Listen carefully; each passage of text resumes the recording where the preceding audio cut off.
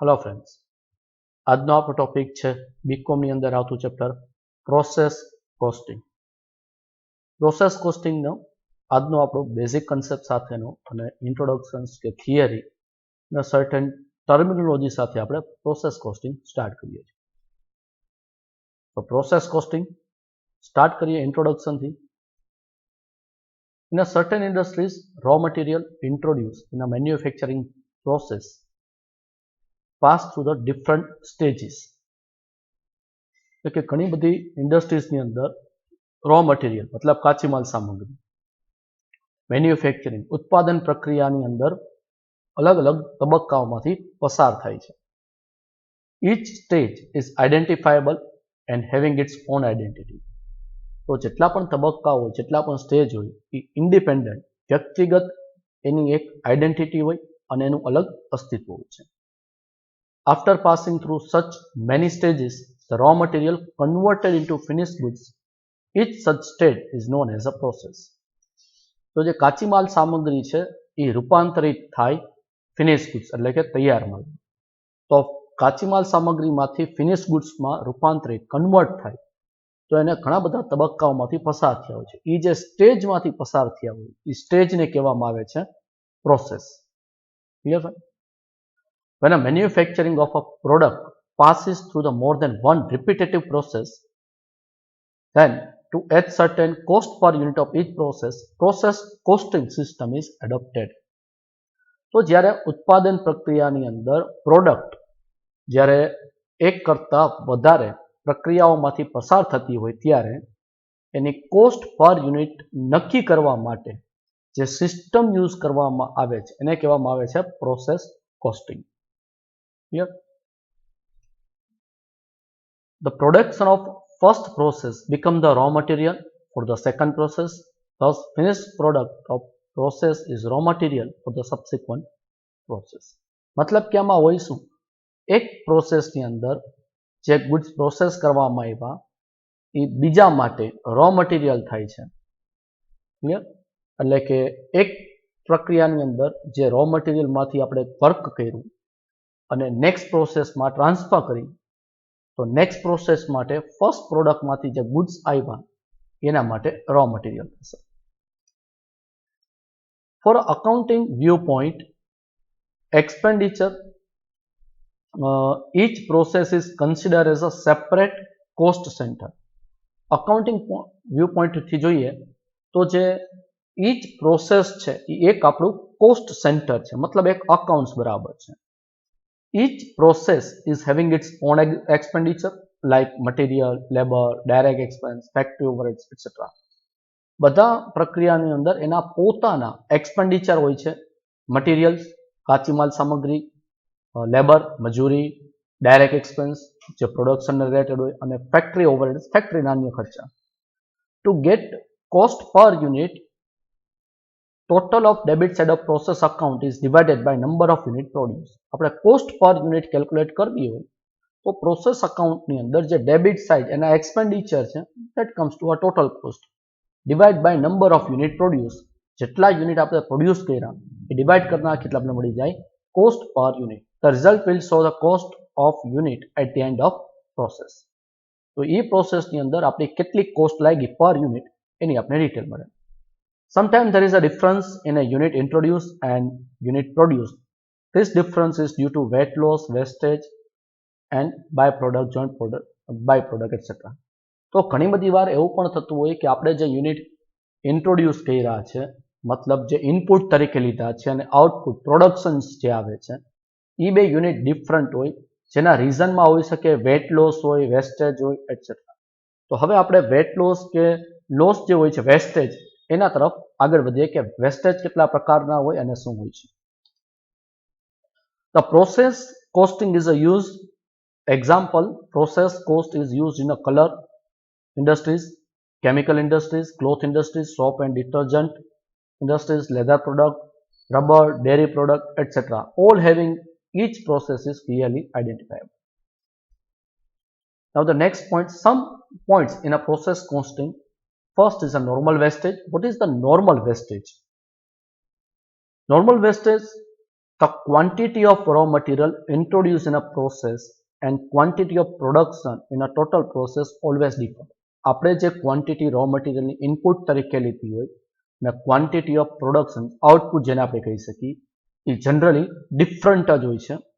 Production being less than the input quantity, the difference is known as wastage. જે બેનો difference આવે છે એ આવે છે wastage. Clear? The normal wastage means it is inevitable in manufacturing process. It is occur due to climate, natural causes or qualitative characteristic of raw material. તો normal wastage ઇનએવિટેબલ મતલબ manufacturing ઉત્પાદન પ્રક્રિયાની અંદર અલગ ન પાડી શકાય એવો એક ભાગ છે કે જ્યારે આપણે ઇનપુટમાંથી કટિંગ, ફિનિશિંગ, પોલિશિંગ થતું હતું એ કેસમાં સર્ટેન પાસ્ટ વેસ્ટ થવાનો છે. That is consider as a normal waste. As this type of wastage is inevitable, it is considered as a part of manufacturing expense. Manufacturing પ્રોસેસની અંદર આ અલગ ન પાડી શકાય તેવો પાર્ટ છે, એટલા માટે આને આપણે મેન્યુફેક્ચરિંગ એક્સપેન્સ તરીકે કન્સિડર કરીએ છીએ. The percentage of normal waste is a predetermined by management on the basis of past experience and or any scientific base or calculations. So normally normal wastage ના percentage છે management પહેલેથી જ નક્કી કરી રાખે છે એના પાસ્ટ એક્સપિરિયન્સ અને સાયન્ટિફિક મેથડનો કેલ્ક્યુલેશન્સ દ્વારા નોર્મલ વેસ્ટેજ એ લોકોએ પ્રીડિટરમાઇન્ડ કેલ્ક્યુલેટ કરેલો હોય છે. Normal wastage and its realizable value is always shown on a credit side of process account as a normal wastage is included in manufacturing cost. Normal વેસ્ટમાંથી by chance જે scrap કે એવું કાંઈક વધે છે ને સેલ કરી છે તો એમાંથી જે કાંઈ અમાઉન્ટ રિયલાઇઝ થાય એ પ્રોસેસ કોસ્ટની અંદર ક્રેડિટ બાજુ આપણે એને આપીએ છીએ. કારણ કે નોર્મલ વેસ્ટનું જે એક્સપેન્સ છે આપણે મેન્યુફેક્ચરિંગ કોસ્ટ તરીકે ગણ્યું હોય છે તો એમાંથી કાંઈ રિયલાઇઝેશન એ આપણે મેન્યુફેક્ચરિંગ એટલે કે પ્રોસેસ અકાઉન્ટમાં ક્રેડિટ સાઇડ શો કરીએ છીએ. Due to normal wastage cost per unit is increase. Normal વેસ્ટેજના કારણે ક્વોન્ટિટી તમારી લોવર થાય છે જેના કારણે તમારી કોસ્ટ પર યુનિટ ઇન્ક્રીઝ થઈ જાય છે. નેક્સ્ટ વર્ડ છે abnormal wastage. What is the abnormal wastage? Sometimes we find that the actual wastage is more than normal wastage expected.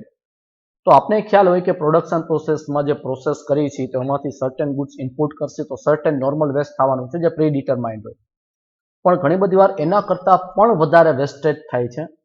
તો જે એક્સપેક્ટેડ કરતાં વધારે જે વેસ્ટેજ થાય છે એને કહેવામાં આવે છે abnormal. Then the excess wastage is considered as an abnormal wastage. This kind of excess wastage occur due to insufficient supervision, carelessness, improper production system or defect of plant and machinery. This can be controlled by remedial steps. Abnormal wastage क्या कारणोसर उद्भवे છે? તો ઇનસફિશિયન્ટ supervision હોય, કેરલેસનેસ હોય, proper work ન કર્યું હોય, improper production system હોય, plant and મશીનરીની કોઈ ડિફેક્ટ હોય તો એના કારણે એબનોર્મલ વેસ્ટ અરાઇવ થાય, જેના માટે મેનેજમેન્ટ એક સિમ્પલ સ્ટેપ ફોલો કરે તો આપણે એને એલિમિનેટ કરી શકીએ છીએ. The loss due to this kind of waste is not included by calculating cost per unit. Abnormal waste છે એ આપણે કોસ્ટના પાર્ટ તરીકે એને કન્સિડર નથી કરતા. એબનોર્મલ વેસ્ટ એટલે cost per unit is credit to process account and then transfer to abnormal waste account. Abnormal વેસ્ટનું આપણે અકાઉન્ટ ઓપન કરી છીએ જેની આપણે એક અકાઉન્ટિંગના પોઈન્ટ ઓફ વ્યૂ એક એન્ટ્રી પાસ કરી છે. Abnormal waste account debit to particular process account આવી એક એન્ટ્રી પાસ થાય છે. મતલબ કે એબનોર્મલ વેસ્ટની જે કોસ્ટ પર યુનિટ જે આપણે આવી હોય એ એબનોર્મલ જેટલું વેસ્ટ છે multiply cost per unit process અકાઉન્ટમાં ક્રેડિટ થશે અને એબનોર્મલ વેસ્ટ અકાઉન્ટમાં ડેબિટ થશે. Abnormal waste account is debited by the amount.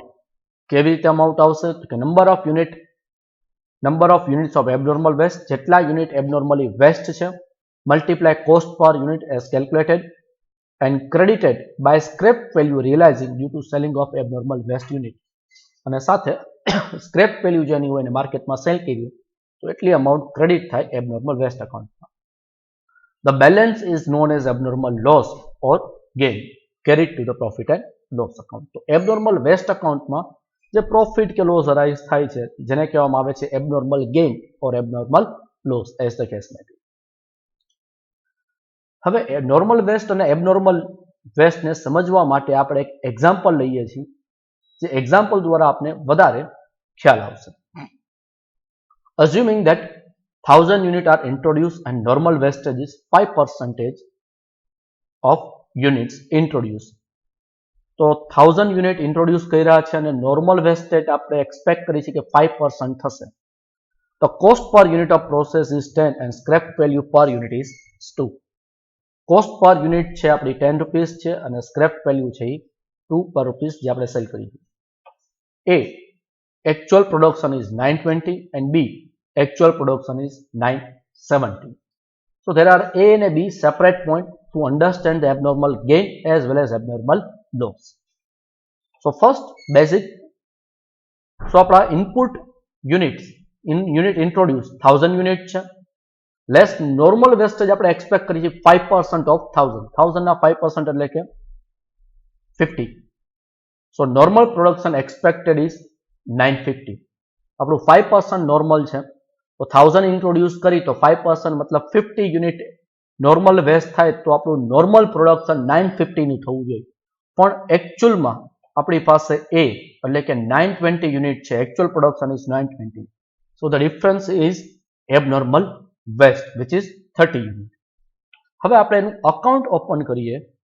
So abnormal waste account, what are the treatment given particular amounts? This 30 quantity. The entry is abnormal waste account debit to process account. એટલે process account માં આપણે credit કરશું અને abnormal waste માં debit કરશું. 30 unit અને 10 પર unit આપણી કોસ્ટ છે તો 30 unit into 10 it comes to 300. હવે આપણે આ જે abnormal યુનિટ છે જે માર્કેટમાં સેલ કરીએ તો આપણે 2 રૂપીસ રિયલાઇઝ થાય છે scrap value. That will be credited to abnormal waste account. So the entry is cash account debit to abnormal waste account. That comes to 30 unit into 2 rupees 60. Make the total of accounts. The debit side is higher. So the difference on credit side, which is known as abnormal loss, transfer to P&L accounts. This way the abnormal waste account will be opened as per situation A. Now as per situation B, that the actual production is 970. So the actual production is 970. Unit introduced 1000 less normal waste 5%, 50 unit. So the normal production expected 950, but actual production is 970. Generally આવું rare કેસમાં બનતું હોય અથવા તો ક્યારેક જ બનતું હોય જેના કારણે આપણી પ્રોડક્શન પ્રોસેસ એફિશિયન્ટ હોય. એકચ્યુઅલમાં આપણો કોઈ ગેન નથી, પણ while we estimated normal loss, આપણે જે એફિશિયન્સી એક્સપેક્ટ કરી હતી હોય એના કરતાં વધારે એફિશિયન્સીથી વર્ક થયું એટલા માટે આપણા નોર્મલ યુનિટનું પ્રોડક્શન થયું. The difference is abnormal gain 20 unit. Clear? તો હવે આની ટ્રીટમેન્ટ કેવી રીતે એબનોર્મલ વેસ્ટમાં આવે છે? Abnormal waste account debit credit particular amount. તો અહીંયા 20 આપણું ગેઇન છે તો ફર્સ્ટ પ્રોસેસ અકાઉન્ટમાં ડેબિટ કરશું અને એબનોર્મલ વેસ્ટમાં ક્રેડિટ થશે. એક્ઝેક્ટ ઓપોઝિટ ગેઇન છે તો એટલે એન્ટ્રી પાસ થશે respective process account debit to abnormal waste account, જ્યાં 20 યુનિટ અને કોસ્ટ છે 10 રૂપીસ. ઇટ કમ્સ ટુ 200 અને ડિફરન્સ જે આપણો નોર્મલ વેસ્ટ છે the saving in a normal cost. So normal waste અકાઉન્ટમાં એટલું ટ્રાન્સફર થશે 20 યુનિટ ઇન્ટુ 2 40 રૂપીસ જેટલું આપણે સ્ક્રેપ રિયલાઇઝ થાય છે એટલી વેલ્યુ આપણે નોર્મલ વેસ્ટમાં ટ્રાન્સફર કરશું. And the difference total credit side is as difference transfer to P&L account treated as abnormal gain. Clear friend? So this is the abnormal gain. આ સાથે આપણો આ લેક્ચર અહીંયા કમ્પ્લીટ કરી છે. નેક્સ્ટ લેક્ચરની અંદર બીજા પ્રોસેસ કોસ્ટિંગના બીજી ટર્મ્સ સાથે આપણે ડિસ્કશન કર્યું. આજનો લેક્ચર આપણે અહીંયા કમ્પ્લીટ કરીએ. Thank you.